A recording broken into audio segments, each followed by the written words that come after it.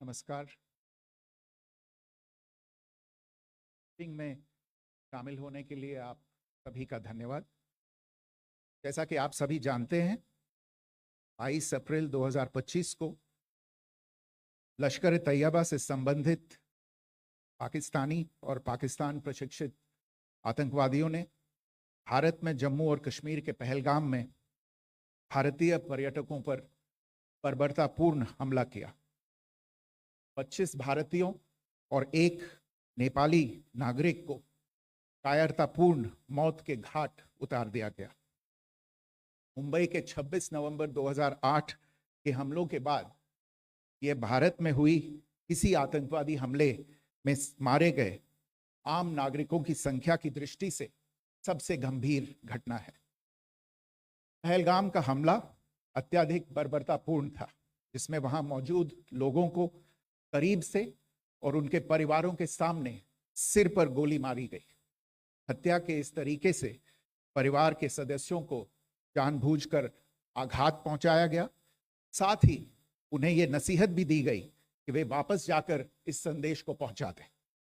यह हमला स्पष्ट रूप से जम्मू और कश्मीर में बहाल हो रही सामान्य स्थिति को बाधित करने के उद्देश्य से किया गया था।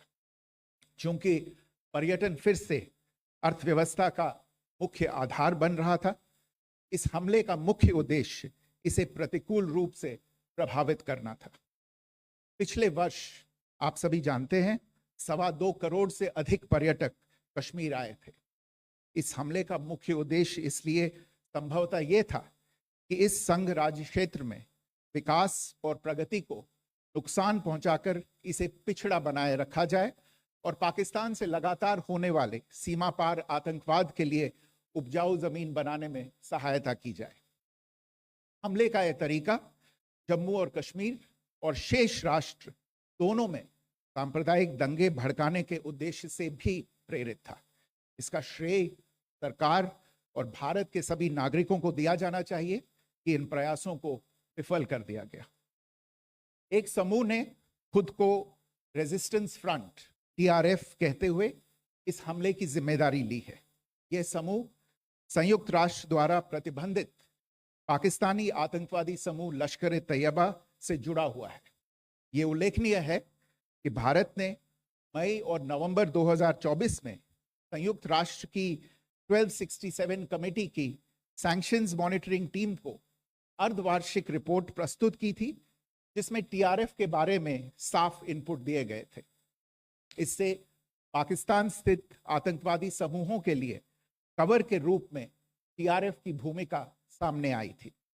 इससे पहले भी दिसंबर 2023 में भारत ने इस टीम को लश्कर-ए-तैयबा और जैश-ए-मोहम्मद के बारे में सूचित किया था, जो टीआरएफ जैसे छोटे आतंकवादी समूहों के माध्यम से अपनी गतिविधियों को संचालित कर रहे हैं। इस संबंध में 25 अप्रैल को यूएन सिक्योरिटी काउंसिल प्रेस वक्तव्य में टीआरएफ के संदर्भ को हटाने के लिए पाकिस्तान के दबाव पर भी ध्यान दिया जाना चाहिए।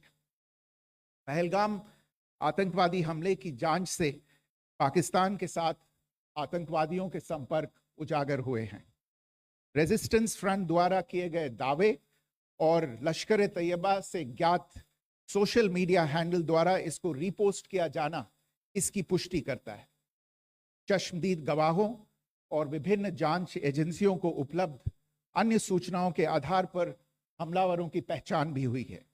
हमारी इंटेलिजेंस ने इस टीम के योजनाकारों और उनके समर्थकों की जानकारी जुटाई है।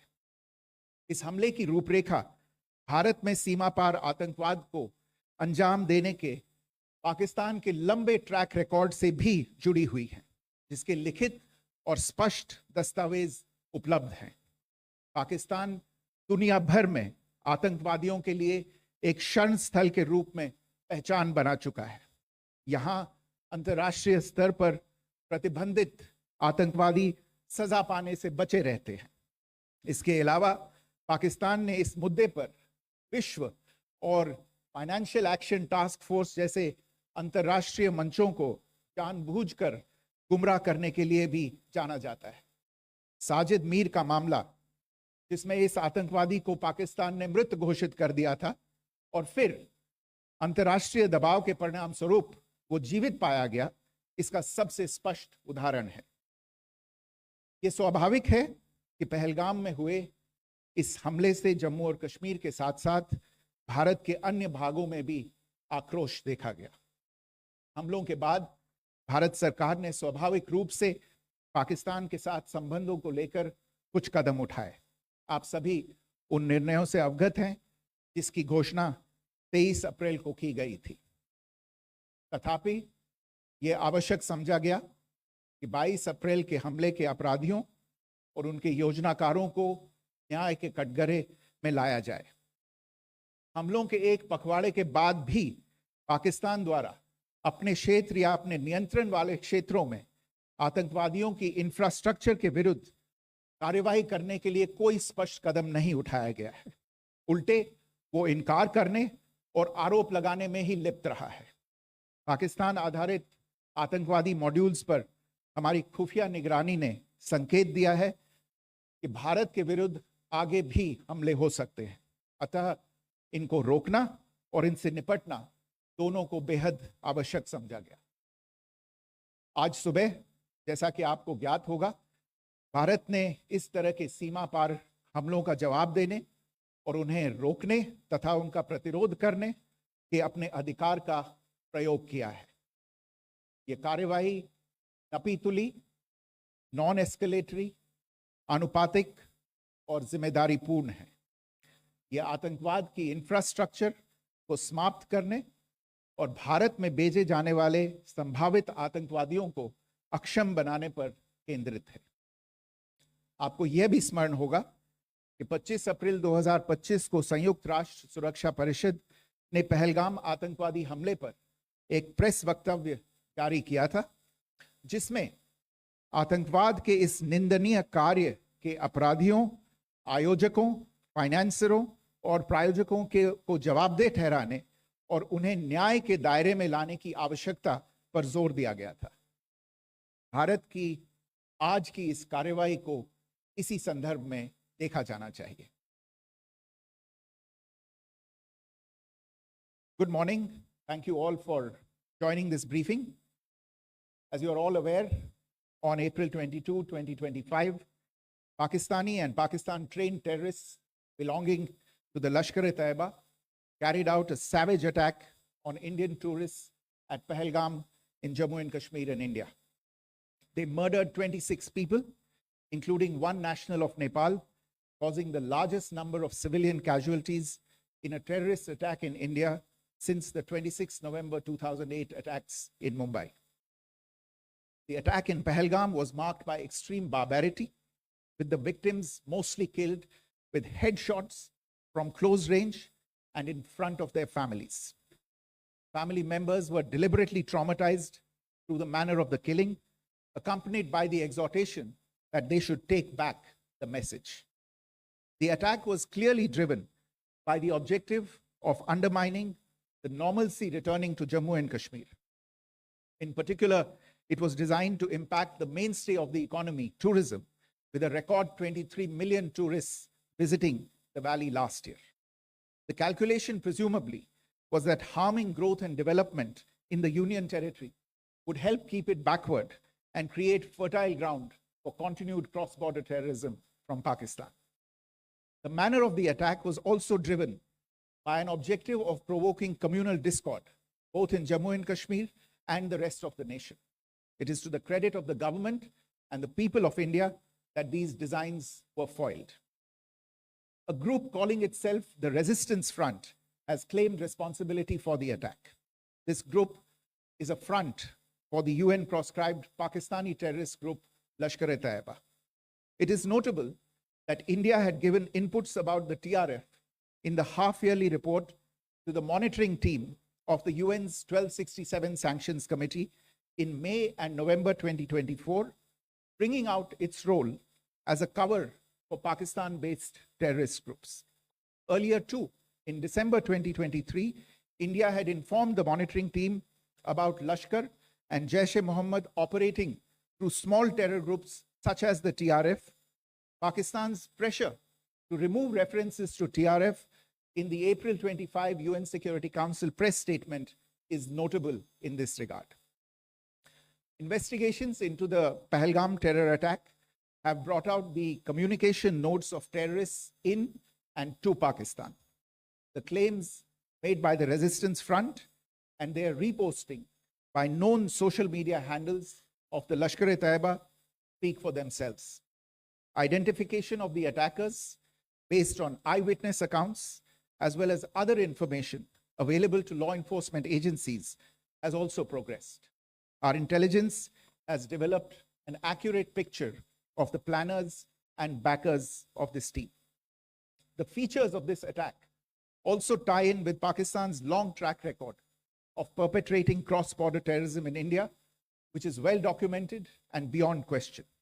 Pakistan also has a well-deserved reputation as a haven for terrorists from around the world, with internationally proscribed terrorists enjoying impunity there. In addition, Pakistan has been known to willfully mislead the world and international forums, such as the Financial Action Task Force, on this issue. The Sajid Mir case, in which this terrorist was declared dead and then, in response to international pressure, brought back to life, found alive and arrested, is the most glaring example. The latest attack in Pahalgam has understandably generated deep anger in Jammu and Kashmir and in other parts of India.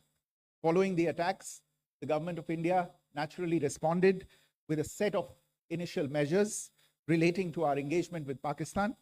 You're all aware of the decisions that were announced on the 23rd of April. However, it was deemed essential that the perpetrators and planners of the 22nd April attack be brought to justice.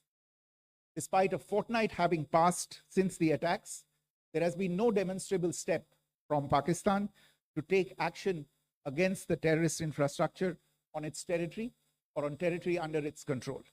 Instead, all it has indulged in are denials and allegations. Our intelligence monitoring of Pakistan-based terrorist modules indicated that further attacks against India were impending. There was thus a compulsion both to deter and to preempt. Earlier this morning, as you would be aware, India exercised its right to respond and preempt as well as deter more such cross-border attacks. These actions were measured, non-escalatory, proportionate, and responsible. They focused on dismantling the terrorist infrastructure and disabling terrorists likely to be sent across to India. You would also recall that the Security Council on 25th April 2025 had issued a press statement on the Pahalgam terror attack, underlining and I quote, the need to hold perpetrators, organizers, financiers, and sponsors of this reprehensible act of terrorism accountable and bring them to justice, unquote. India's latest actions should be seen in this context. Joining me for this briefing on our actions earlier this morning are Colonel Sophia Qureshi and Wing Commander Vyomika Singh. I will request them to share some details regarding Operation Sindoor with all of you.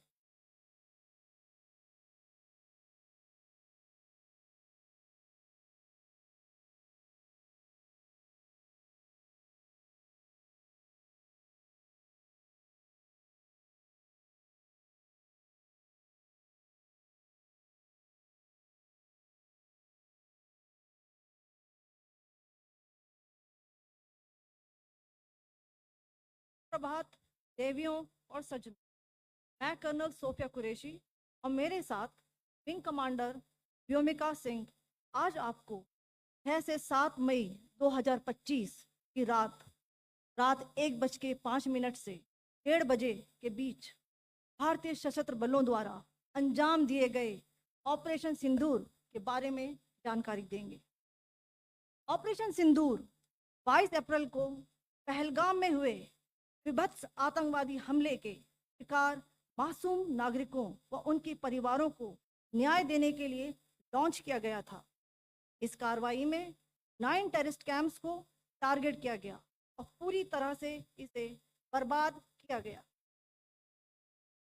Pakistan में पिछले 3 दशकों से terror infrastructure का निर्माण हो रहा है। इसमें recruitment, indoctrination centres, training areas व लॉन्च पैड शामिल थे, जो पाकिस्तान और पाक अधिकृत जम्मू कश्मीर POJK दोनों में फैले हैं।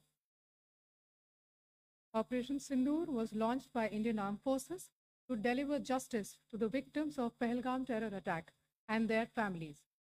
9 terrorist camps were targeted and successfully destroyed. Over the last 3 decades, Pakistan has systematically built terror infrastructure. It is a complex web of recruitment and indoctrination centers, training areas for initial and refresher courses, and launch pads for handlers. These camps are located both in Pakistan as well as Pakistan-occupied Jammu and Kashmir areas. Some of the well-known training camps are located, as you can see on the screen. They are distributed from Sawai Nala in the north, counting to approximately 21, ending at Bhagalpur to the south. इन लक्ष्यों का चयन विश्वसनीय intelligence सूचनाओं के आधार पर हुआ ताकि आतंक गतिविधियों की रीढ़ तोड़ी जा सके, और यह खास ध्यान दिया गया कि निर्दोष नागरिकों और सिविलियन इंस्टॉलेशन को नुकसान न पहुंचे। The selection of these targets for Operation Sindoor was based on credible intelligence inputs and role of these facilities in perpetrating the terror activities. The locations were so selected to avoid damage to civilian infrastructures and loss of any civilian lives. This was done with due diligence, and the camps selected for targeting and their engagement will now be shown to you one by one. POJK के targets मैं आपको बताना चाहूँगी। सबसे पहले सवाई नाला camp Muzaffarabad, जो कि POJK के लाइन ऑफ कंट्रोल से 30 किलोमीटर दूर है। यह एक लश्कर तोयबा का ट्रेनिंग सेंटर था। 20 अक्टूबर 2024 सोनमर्ग, 24 अक्टूबर 24 गुलमर्ग, 22 अप्रैल 2025 पहलगाम, इन हमलों के आतंकियों ने यहीं से प्रशिक्षण लिया था। सैयदना बिलाल कैंप जफराबाद, यह एक जैश ए मोहम्मद का स्टेजिंग एरिया है। यह हथियार, विस्फोटक और जंगल सर्वाइवल ट्रेनिंग का केंद्र भी था। गुलपुर कैंप कोटली, यह LOC से 30 किलोमीटर दूर था। लश्कर तोयबा का बेस था, जो रजौरी पुंछ में सक्रिय था। 20 अप्रैल 2023 को पुंछ में और 9 जून 24 को तीर्थ यात्रियों के बस हमले में यहीं से आतंकी को ट्रेन किया गया था।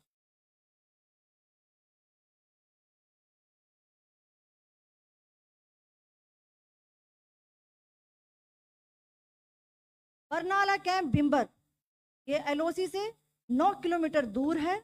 यहाँ पर हथियार हैंडलिंग, आईईडी व जंगल सर्वाइवल का प्रशिक्षण केंद्र था। अब्बास कैंप कोटली,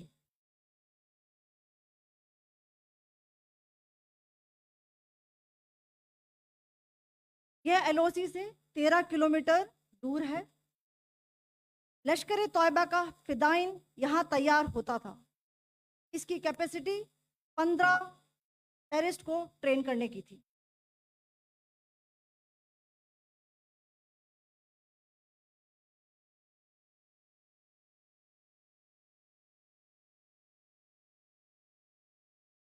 अब मैं पाकिस्तान के अंदर के टारगेट से अवगत कराना चाहूंगी। पहला, सर्जल कैंप सियालकोट, यह अंतर्राष्ट्रीय सीमा से 6 किलोमीटर की दूरी पर है, सांबा कठवा के सामने।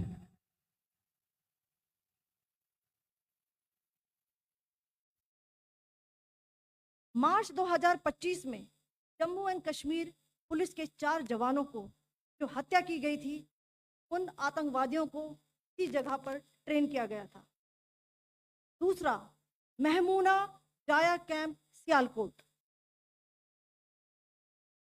यह 18 से 12 किलोमीटर आईबी से दूर था।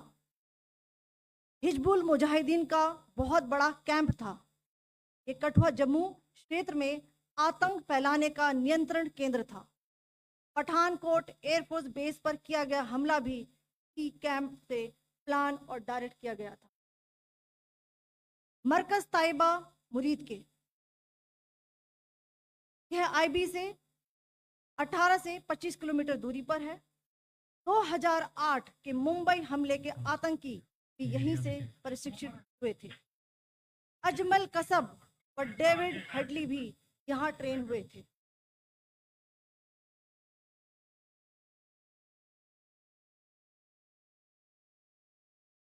आगे दूसरा आया।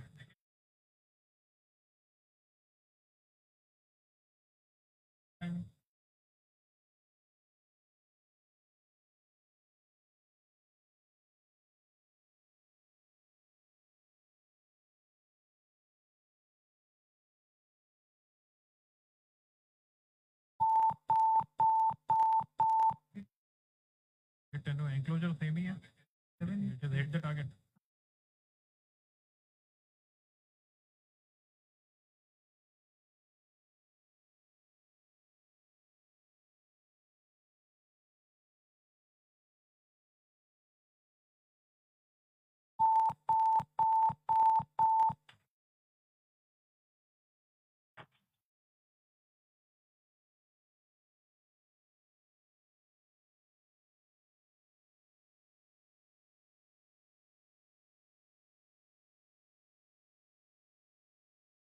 मरकज सुभान अल्लाह भावलपुर, ये इंटरनेशनल बाउंड्री से 100 किलोमीटर दूर है।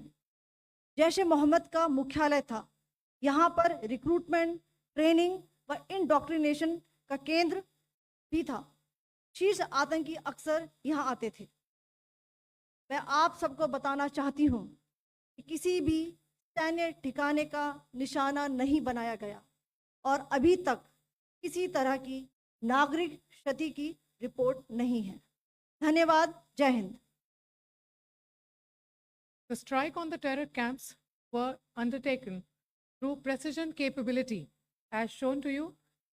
A niche technology weapons with careful selection of warheads was ensured